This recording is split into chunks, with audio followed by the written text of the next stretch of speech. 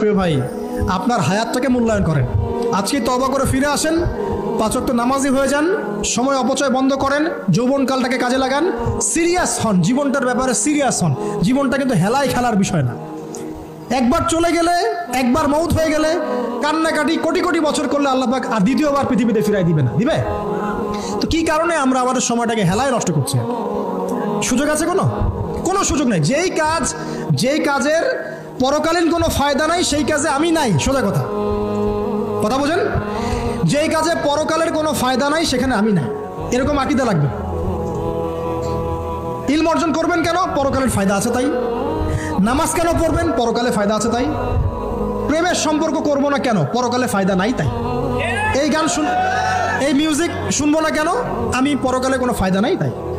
আমি অহেতুক এসব টিকটকের পিছনে ঘুরবো না কেন? পরকালে কোনো ফায়দা নাই তাই। যে কাজ পরকালে ফায়দা দিবে আমি সেই কাজে আছি। পারা যাবে ইনশাল্লাহ।